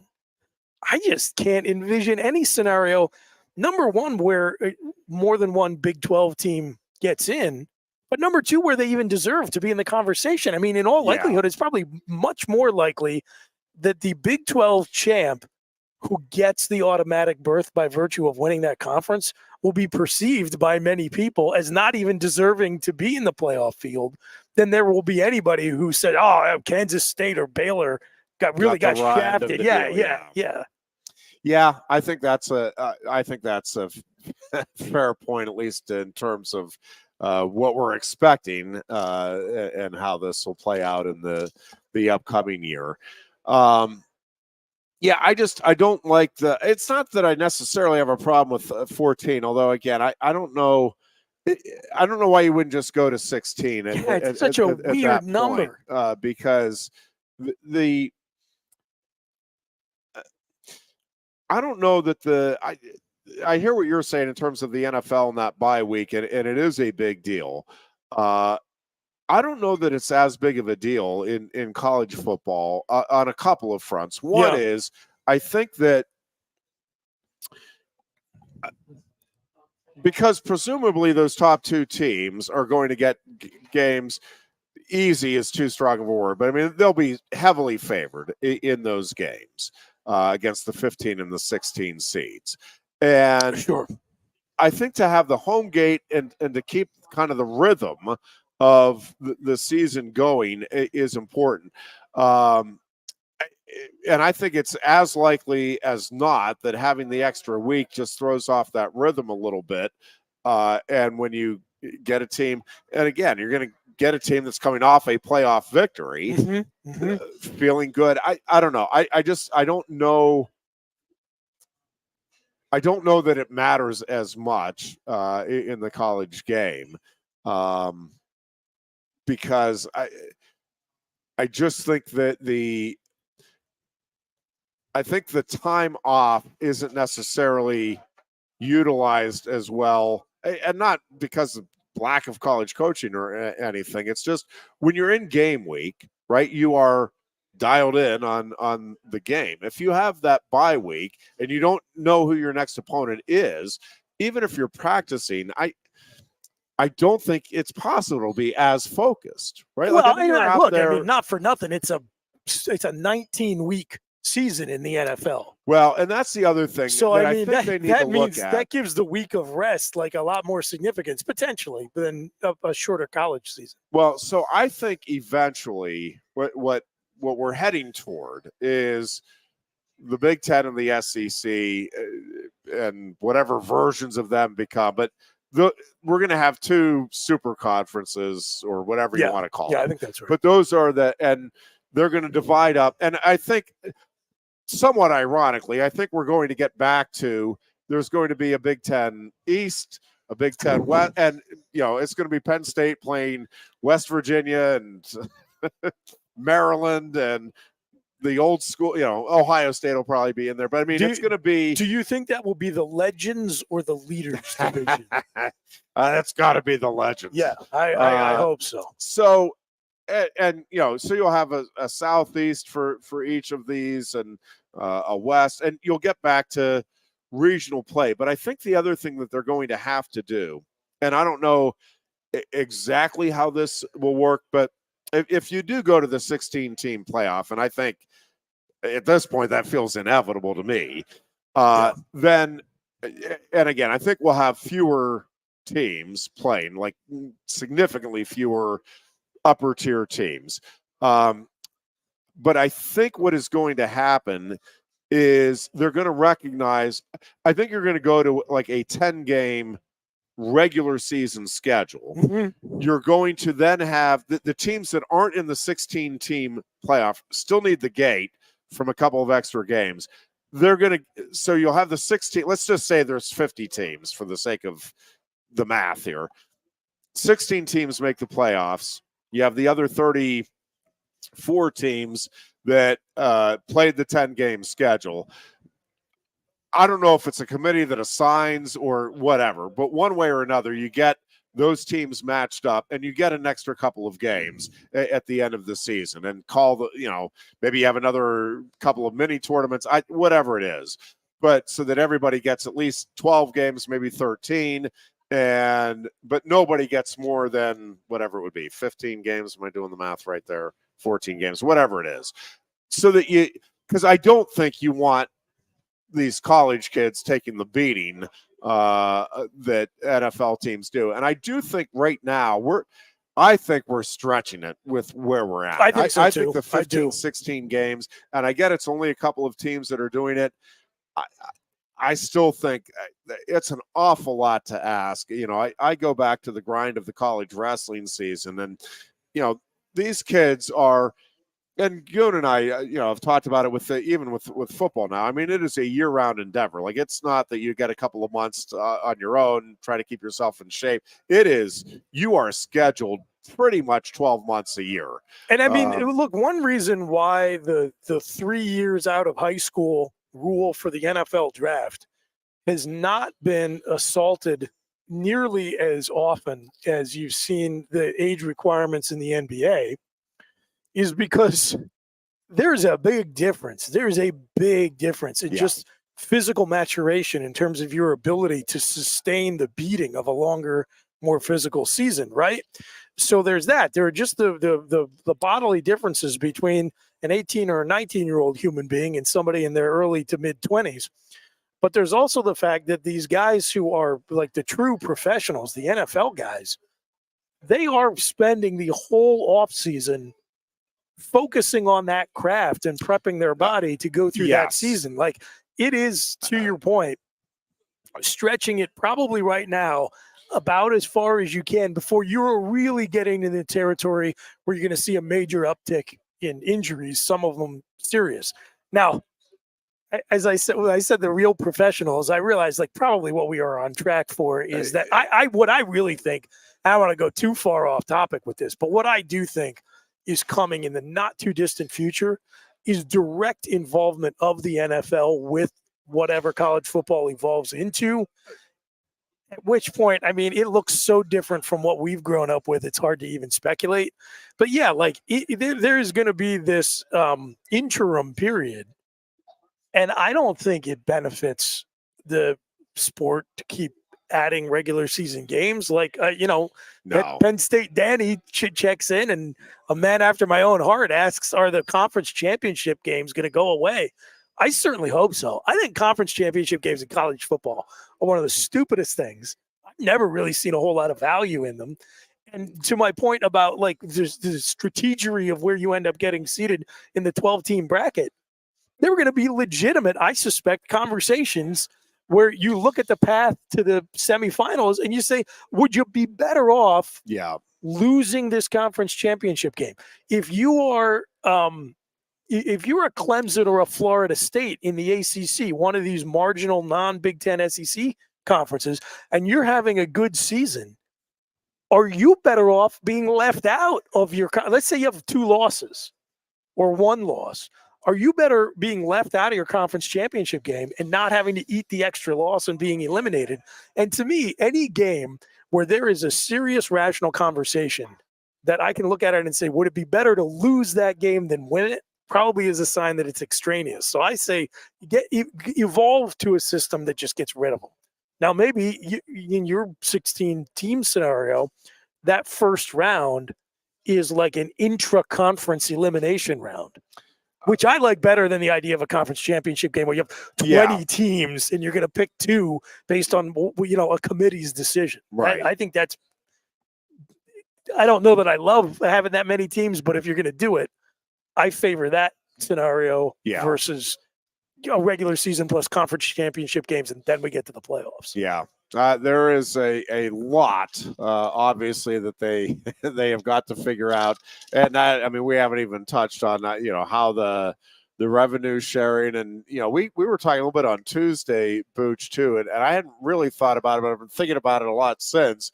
And it is going to be interesting. Like, whatever they come up with the revenue sharing, and let's just, again, for the sake of the discussion and to use easy numbers, it's, they just decided we're going to give $100,000 a year to every player. So that's, and I don't think that's an unreasonable thought right now when you look at the money that's involved. So let's just throw that out there as so Jim on Keystone Sports loves that $100,000 a player scenario, and he makes the point that is an annual investment of your roster, which is equal to about like a lower upper tier head football coach. Salary. Yeah. And so, but now my question is, does the revenue sharing come from, it's ultimately going to come from the TV contracts and the gate. I understand that. But, do the TV brokers just, hey, here you go, players? Do they give it to the conference, and the conference divvies it out? Do the schools get, X amount of money? And is it proportional? And listen, I don't think there's any way around that. There is going to be financial incentive as well here to make the playoffs and then to win each round. Yeah. I don't know how significant or substantial it's going to be, but you are going to get more money for winning the championship than for not being a playoff team. You and I think rightfully so. I think that, because you are bringing, again, eyeballs to the TV set, you're putting in more time, the whole bit. It does actually even work that way in the NFL. Yeah, and again, rightfully so. Sure. Understandably so. It's like, well, yeah, of course, the Chiefs winning the Super Bowl are going to get more than, the Jets players who once again sitting around and consoling Aaron Rodgers. There you go, Aaron.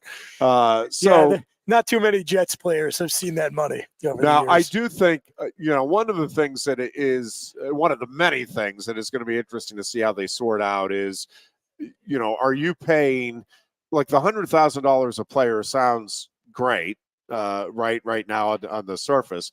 But if I'm the starting star quarterback and you're the third team long snapper, and we're both getting the 100,000. Yeah. Now, I'm going to have a lot more endorsement opportunities as the starting quarterback. I get it.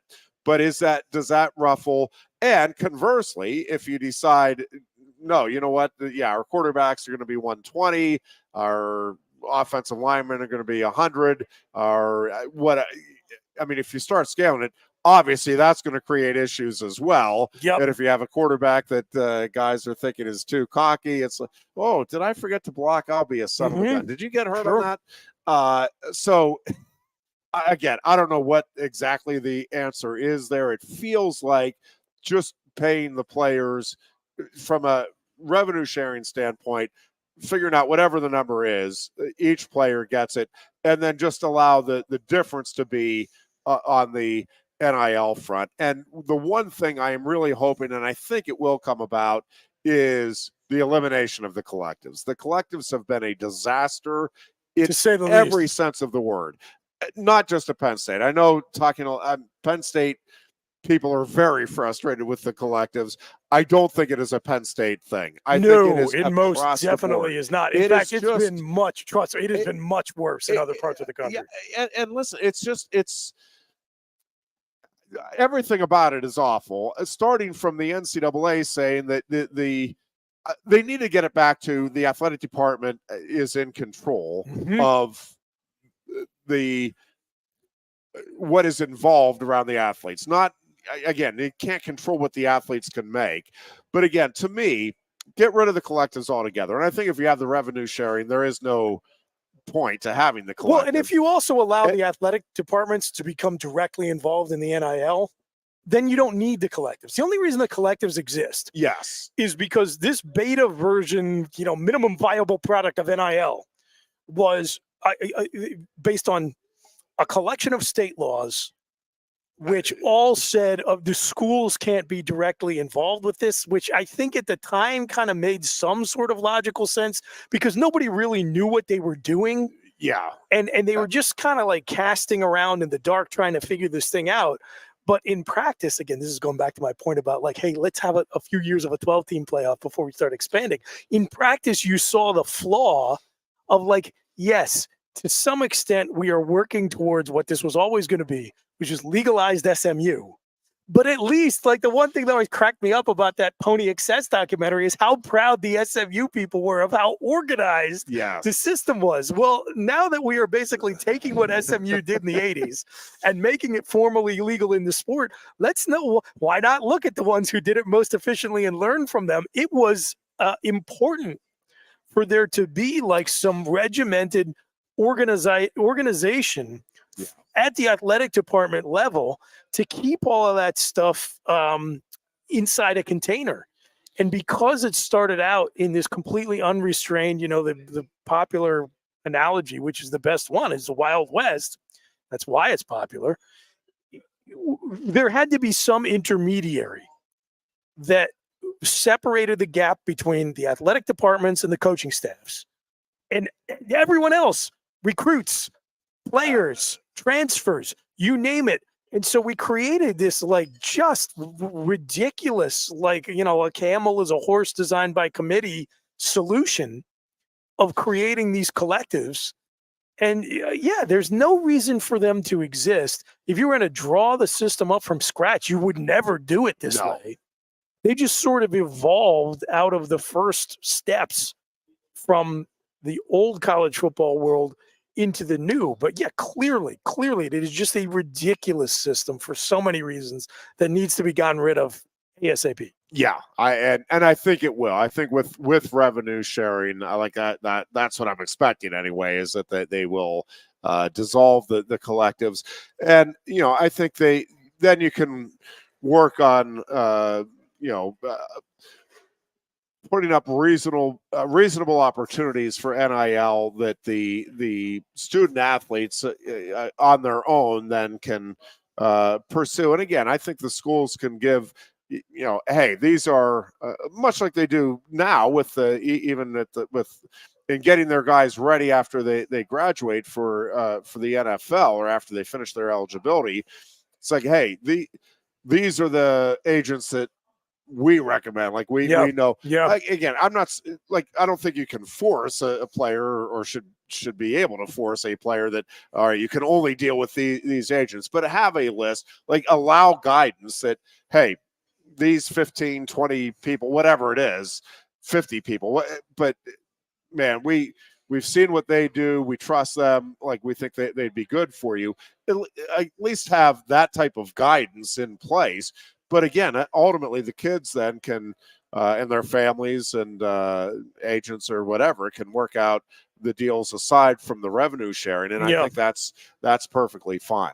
We'll take a break here. We're back to wrap up shop here for a Thursday in Mirror. Coast into fall with a new Kia from Lion Country Kia. Right now, get a 24 Kia Seltos for 5.25% APR for up to 48 months. A new Sportage plug-in hybrid at 0.9% APR. Check out our 23 Sorrento hybrid for as low as 4.5% APR. And don't forget, all 2023 and 2024 Kias come with a 10-year, 100,000-mile limited warranty. Stop in and meet with one of our sales experts today and coast into fall at Lion Country Kia. We want to see you in a Kia.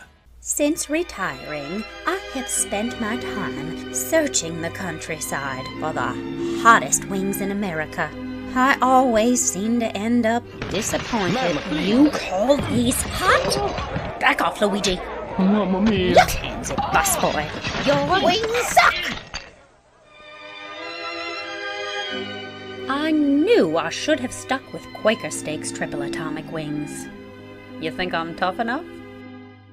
The Center Hall Farm Store has been serving Center County and beyond for well over a half century. A small family business, the Center Hall Farm Store specializes in animal nutrition and manufactures its feed fresh using local ingredients. Get the best in horse, cow, pig, chicken, and bird feeds. If you're not already a customer, stop in and see why so many of your neighbors are. The Center Hall Farm Store at 110 West Allison Street in Center Hall, or call us at 814-364-1393.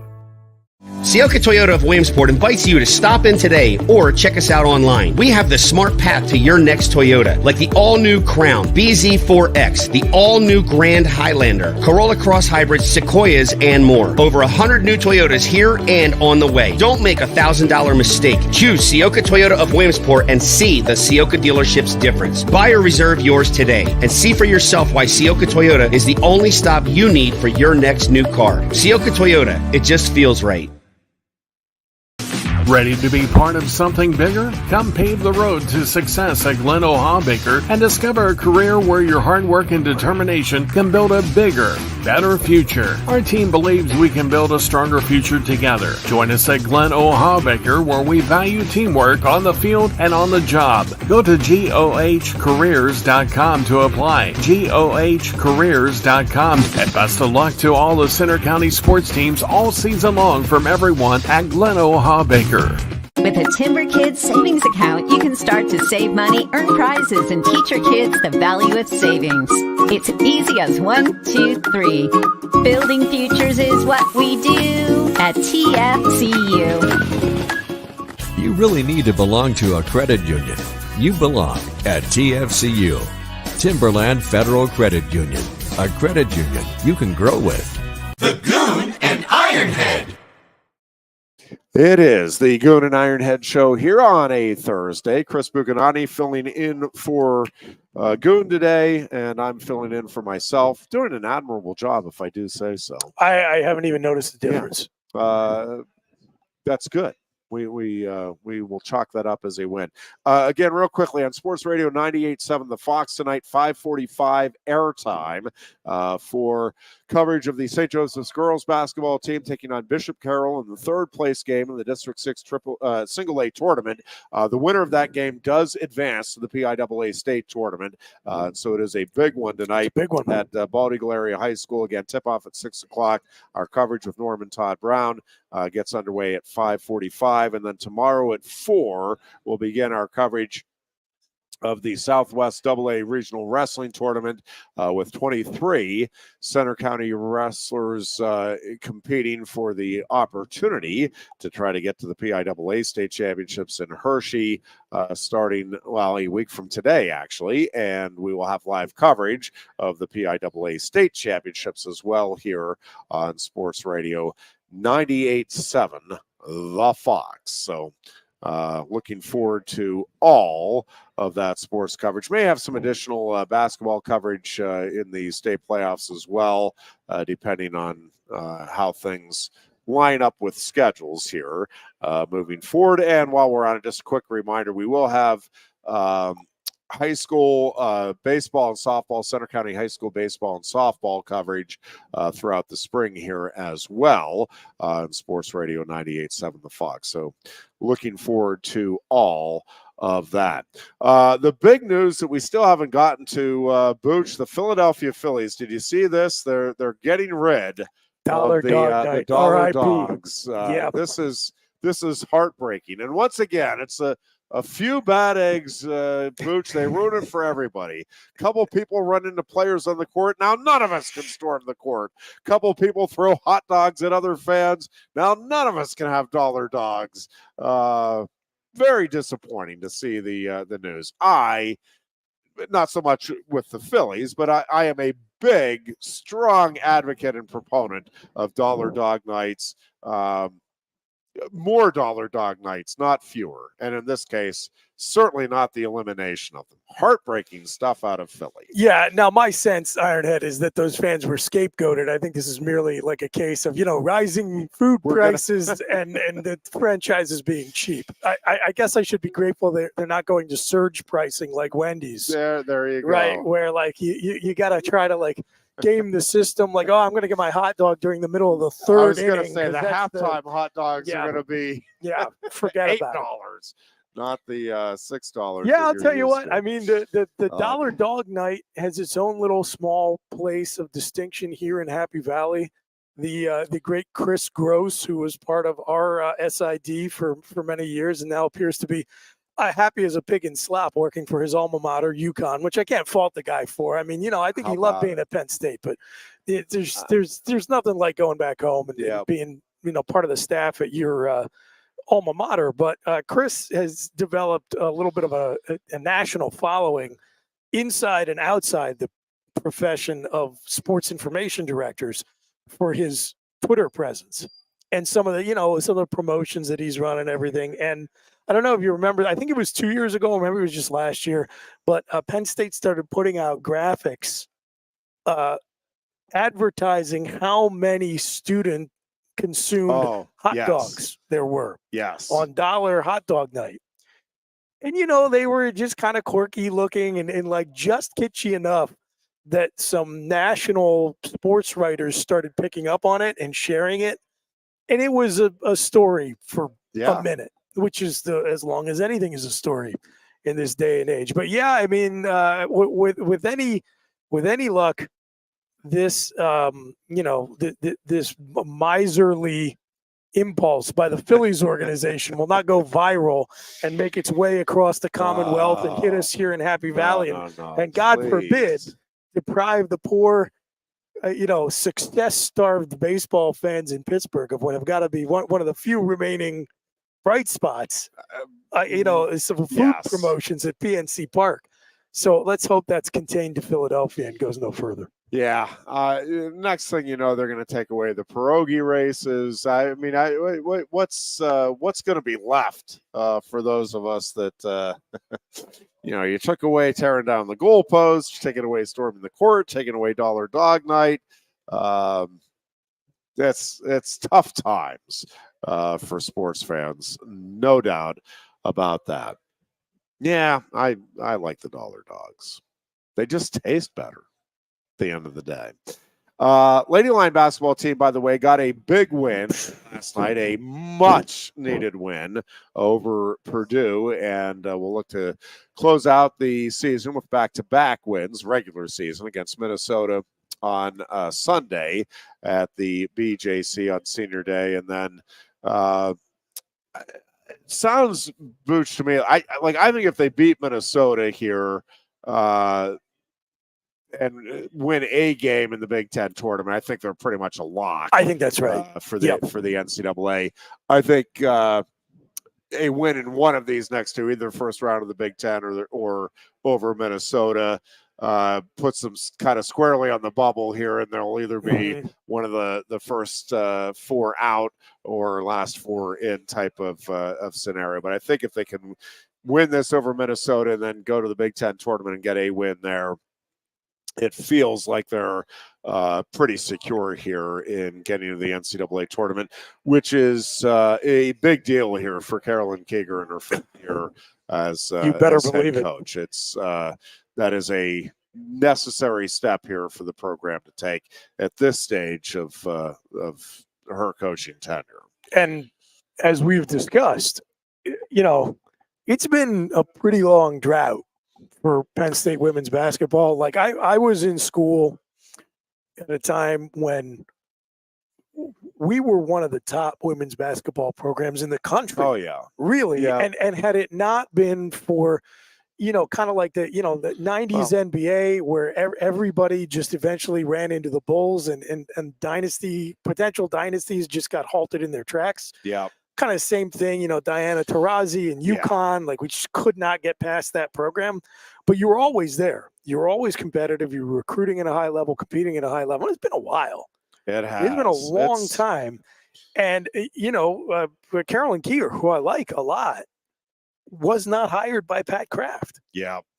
And so I think it is incumbent upon her to show progress this year. No, I agree. And I think, again, that was a big win, a very much needed win. They got over Purdue, especially last night. because they started playing so well, and then I think set the expectations. Well, that was the thing. That everybody said, "Oh, well, they're in, they're a lock." It's a matter of what they're competing for seeding now, and then all the air goes out of the balloon in that way, and that's sometimes worse, right? It's sometimes worse to start the season with low expectations, reset them midway, and then just totally faceplant and put yourself where you're digging your tree. You have to dig out of a hole of your own creation. You didn't even start there at the beginning of the year. For sure. Yeah. No, I think that's right. How much do you follow the combine, Booch? I feel like this. Okay, is... so I as any longtime listeners of the program will know, I am a draft freak. Yes. I love the NFL draft. Where I do draw the line is I do not sit in my house and watch, grown men run races in their underwear. Like I'll read about it. To me, just the two headlines that I've seen come out of it that were relevant to our audience is that, and this is a total bummer. Johnny Dixon announced that he is not going to work out at the combine or at Penn State's pro day because of lingering effects from an injury he sustained during Senior Bowl week. Yeah. And that's just so unfortunate because that is a kid with definite pro potential. I mean, he's going to be drafted. His draft stock has probably dropped substantially as a result of not being able to work out. I think he was a round 3 guy potentially. And now I don't know whether that's the case. And, interestingly, I said at the end of last season that even though it seemed a little crazy, especially now with NIL, if I were Kalen King, I would take a long look at maybe coming back for one more year at Penn State. Because when Joey Porter was widely expected to be the first Penn State defensive back taken in the first round, and I think after his rookie year, you can look at it and say he absolutely should have been a first-round pick. Then he ends up going first pick of the second round. Attention immediately shifted to Kalen King, and everybody said, "Oh, well, that's okay, because Kalen King's going first round. So we'll just defer it for 1 year." And then he did not have the year that puts you in the first round of the NFL draft. I'm not trying to say he had a bad season, but the standard was high, and he fell short of it. And frankly, had his worst performance of the year against Marvin Harrison Jr. on the biggest stage in front of the biggest college football television audiences of the year in a game that effectively ended Penn State's season. And that did not have a great Senior Bowl. And now, again, like what I am seeing early on is that he's being projected not as a first rounder, but a mid to late third rounder. And I even saw some early projections. Now they're outliers, but they exist, that have Johnny Dixon rated kind of on equal footing or even a little bit ahead of Kalen King. Yeah. And so I don't, again, like, you get laughed at for saying, maybe does the guy come back? But in this new world now where you can make a lot of money spending one more year playing college football, I think Kalen probably could have helped himself out there a little bit. Yeah, I will say Johnny Dixon, I got to know a little bit, not that we're best friends or anything, but He is just such an easy kid to root for. A hell of a player. That is a kid that really came from a tough background. Yeah, like a lot of his relatives and good friends are in jail, and this kid has worked his tail off to get where he is, and is appreciative. We talk about the gratitude on that wrestling team all the time. Johnny Dixon is really appreciative of the opportunities he's had at Penn State and where he's at. And he can do a lot of things. He's a good cover corner. He's got a great frame for the NFL. You saw him very effective on corner blitzing. Well, and that's what I was going to say. If he does slip, somebody's going to get a value pick, because I do think he is a guy that is destined for, you never know with injuries, but injuries aside, he is destined for a long, successful career in the NFL. He has the athletic tools, obviously, but his mental makeup is such that I think he is perfectly set for the NFL with what he brings to the table in terms of the drive, but combining that with the gratitude. Like, he's not going to be one of these guys that hey, it's all about me, what are you going to do for me? He will be one of those guys that teammates are going to enjoy being around, because he is genuinely a team first type of person. So I think he'll have assuming he can get himself healthy, a very long and good NFL career. And no surprise, the Penn State guys who are testing today at the combine are doing very well. That's just kind of become a matter of course. Yeah. Under the Dwight Galt / Chuck Losey regime in terms of preparing guys to go and really open eyes at the combine. We're sitting here watching the televisions at Quaker Steak and Lube, and they've got NFL Network on. The combine is being televised as we speak, and Adisa Isaac just went. That's a guy who I think he's somebody who I do think has potential to sneak into the end of the first round, because elite edge rushers are in such high demand.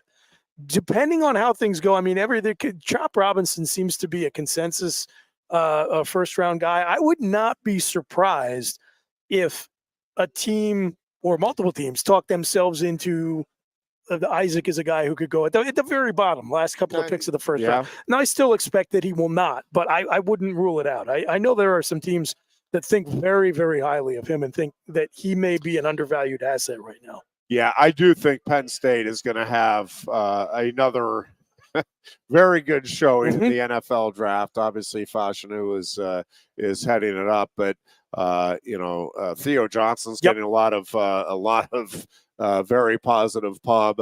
I think Daquan Hardy is another guy who's going to be a great get for some team. I do too, and that's a guy who is a bit of a utility guy and can do, I think, a bunch of different things. The Eagles have a nickel corner from Pitt, actually, named Avonte Maddox, who may end up being a cap casualty this summer, but has been, a contributor for many years when he's been healthy for Philly. And Hardy is built almost exactly like Avonte Maddox, and I think he is for sure a prototypical NFL slot corner. And to your point, he can hit a ton and he can return kicks, so he brings some diversity, can probably play a couple of units on special teams. For sure. Daquan's going to be a nice pick for some NFL team. Yeah, no question. He'll carve out a very, very nice career for himself as well. Also great between the ears. You're talking about. That's a smart guy, really good attitude. He is going to be great value in the middle rounds. That is going to do it for our show today. We'll be back on Tuesday. We hope you have a great weekend. And until Tuesday, be good and be safe.